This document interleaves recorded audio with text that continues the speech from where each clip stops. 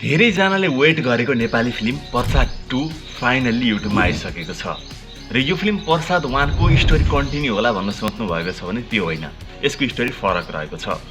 र यो फिल्म प्रसाद 1 जस्तै राम्रो होला भन्ने सोच्नु भएको छ भने त्यो पनि होइन। यो फिल्मको स्टोरी ताइन तुई हातमा लाए 2 जस्तै रहेको छ। के हो बुझ्नै नसकिने त नभनौ, तर स्टोरी के भइरहेछ यहाँ भन्ने टाइपको रहेको छ यो फिल्मको स्टोरी।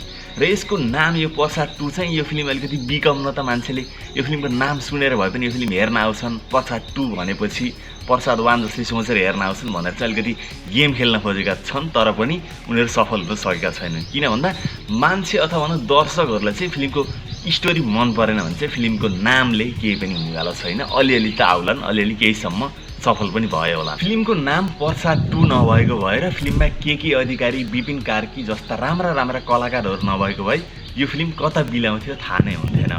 र फिल्मको स्टोरी राम्रो नभएसम्म दर्शकहरूलाई के नै मन पर्थ्यो र फिल्म। यो फिल्मले छुवाछुतको कथावस्तुलाई उठाउन खोजेको छ, जुन एकदमै राम्रो कुरा पनि हो।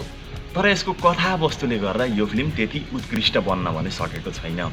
छुवाछुत जस्तो एकदम एउटा बलियो पक्षलाई उठाउन खोज्नु राम्रो पक्ष भए तापनि यसले स्टोरीको एक्जिक्युटिङ अथवा भनौँ एउटा स्टोरीमा हुनुपर्ने एउटा पकड हुन्छ जुन किसिमको, अथवा भनौँ एउटा रियलिस्टिक यो चाहिँ सम्भव छ है, अथवा भनौँ यो कुरा चाहिँ यसरी मेल खान्छ भन्ने कुरा चाहिँ एकदमै कमी रहेको कारण चाहिँ मैले यसबाट एकदमै लो एक्सपेक्ट गरेको छु। र फिल्मबाट जुन किसिमको मैले अपेक्षा गरेको थिएँ, एक्सपेक्टेसन गरेको थिएँ, त्यो चाहिँ यसले पुरा गर्न सकेको छैन।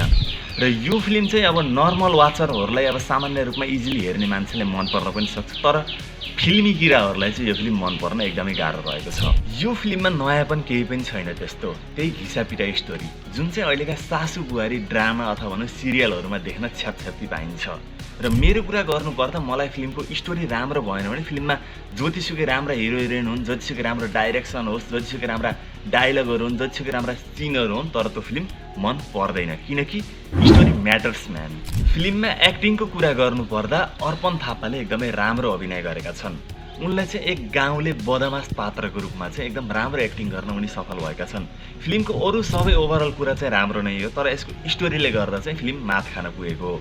त्यसकारण म चाहिँ यसलाई 4 आउट अफ 10 रेटिङ दिन चाहन्छु। हजुरहरूलाई कस्तो लाग्यो त यो फिल्म अवश्य कमेन्ट गर्नुहोला। आजको लागि यति नै, बाइ।